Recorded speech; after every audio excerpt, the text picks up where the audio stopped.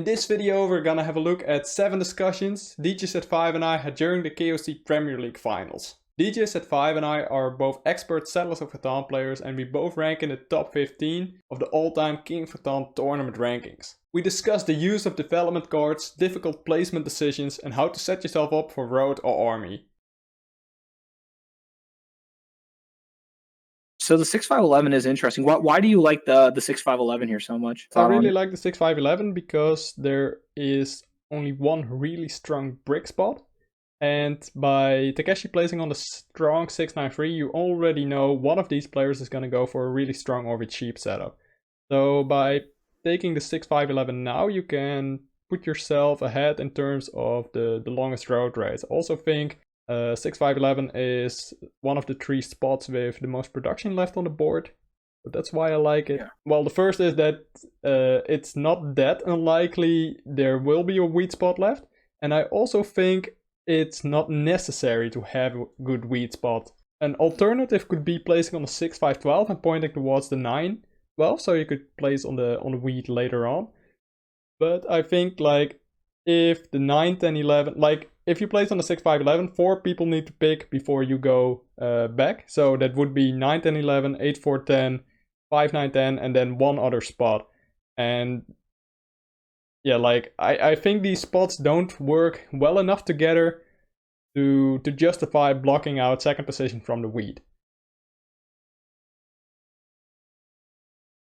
I will say the one thing is, if somebody wants to try to go dev cards and potentially compete for army, if you don't have the ore production to really compete, a lot of times what you do instead is you look for efficient 2-for-1 ports to allow you to continuously be flexible and buy development cards every turn once you get your production high enough.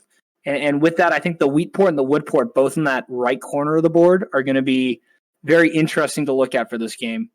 I mean, you could even look at potentially taking like the 6-4-3 and trying to go to the 8-4 with the wood port. And I think that could give you the flexibility to play road if it's available, to buy dev cards and either get those VPs you need to keep up with points, or hopefully get knights and actually somehow steal largest army on this board.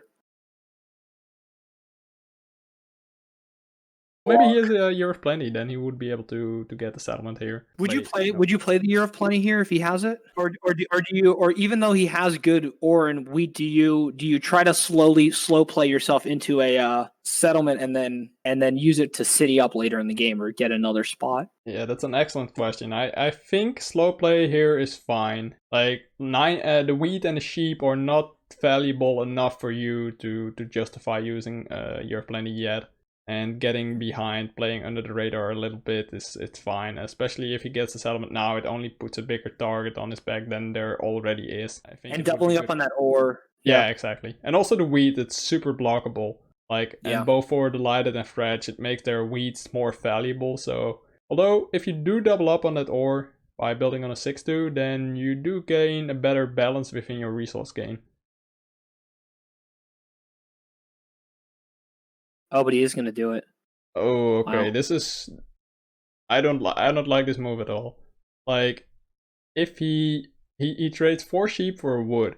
So, that's so inefficient. Like, when you need the ore and a wheat, I think you have to trade that sheep for an ore or a wheat here. No, I agree. I don't think the wheat port is that important to either one of them.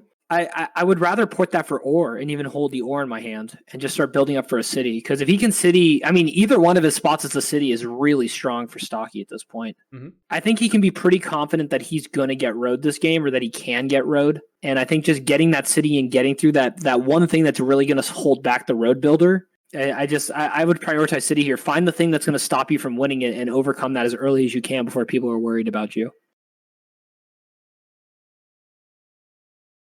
Now the 6 is back on him. He's going to have to go 3 rolls here before... 6 here? Or would you have put it on a 9? I think I like the 6 because he doesn't have...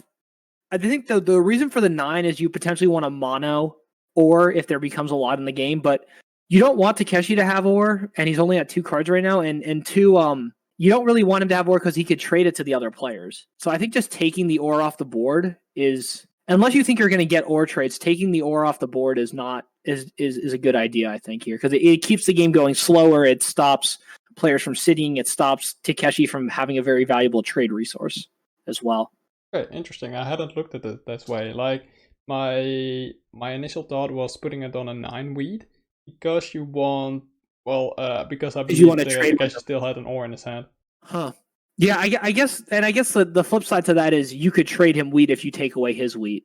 Yeah, that's also possible. I guess sort of the factor to compete between those two. Do you want to trade with Takeshi, or do you want him to not be able to trade with the others? Would also be how independent do you think you can play this game? And if he gets that cheap port, Vrej might just want to try to stop every trade from happening because he'll have such a good port situation. If nobody else is trading efficiently, he's just going to beat them on the efficiency of trading his sheep and his wheat in for what he needs. If Takeshi has Monopoly, do you think he needs to play it right now? I don't think anybody's winning on this turn. I mean, like, there's always a thought, but I don't know if there's enough of a resource on the board that he would need. You want to play Monopoly when you can do a lot with the cards as well, a lot of the time. Yeah, Takeshi only has 4 cards in his hand, so I can see that, yeah. Either if the 9s roll, if like there's a wheat roll and an ore roll, and he has ore in hand, he can mono wheat and potentially double city or city dev. Something like that. Like even a city dev, which is kind of weak, I still like might be worth it. But if he can't do something like that, it's just I don't know if using that Monopoly is game winning, you know. And like I think that he needs to get the value out of that card. It's something that we mentioned. Like longest road players have tended to do a lot better in the Premier League than in most of King of Catan. I think the catch to that is when you have another longest road player competing with you, it's difficult. I often think Road Builder gets misplayed a lot. I think how Starkey Ranger played it today was really good. Overall, I think the pacing in the gameplay is done pretty poorly. If you look at the auto matches on Catan Universe, for example.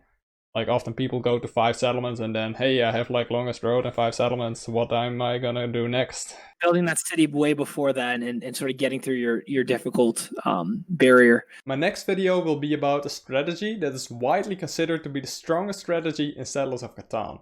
Hybrid or wheat sheep. If you don't want to miss the video when it comes out, I recommend subscribing.